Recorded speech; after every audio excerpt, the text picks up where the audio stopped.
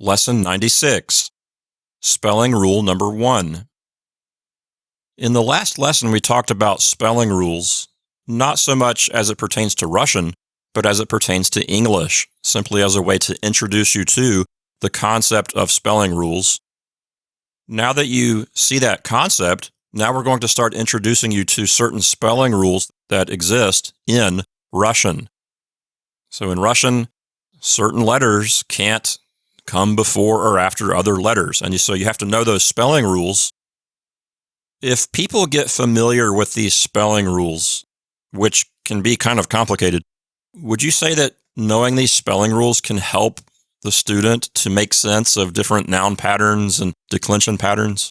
Yes, the spelling rules can look daunting at first, but once you get the hang of them, it will help you understand why some of the endings change the way they do. Otherwise, the endings can look a little bit arbitrary. If usually a plural is formed with one letter, but then sometimes you see a different letter, if you know the spelling rules, it gives you the bigger picture. It helps it make sense. Now, I'm a student of ancient Greek, and what I know from ancient Greek is that most of the spelling changes that occur in Greek, they're not just arbitrary. They actually help pronunciation. They make the words sound better and easier to pronounce. Would you say that's also the case in Russian?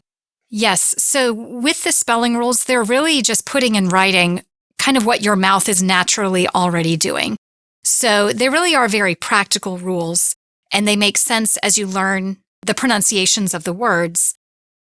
This rule to me looks like it's more of like an analysis of how the language is formed, and you're just kind of looking at it and noticing certain patterns. But the way, for instance, I learned this rule at home about the E and the U, so the rule was more «жи», «ши», «пиши через букву И», which translates to «жи», «ши», you always write with the letter E. And that's a rule to help you because sometimes you have words that sound like машина, sounds like there's a letter U after the letter sh.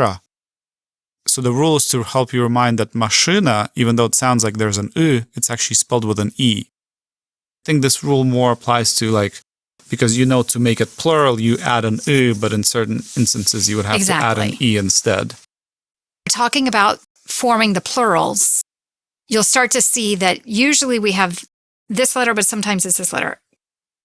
You've learned that to make something plural, you would add the letter U to the end. However, if the preceding letter is any of the following letters, that letter would be an E instead. That's the spelling rule number 1.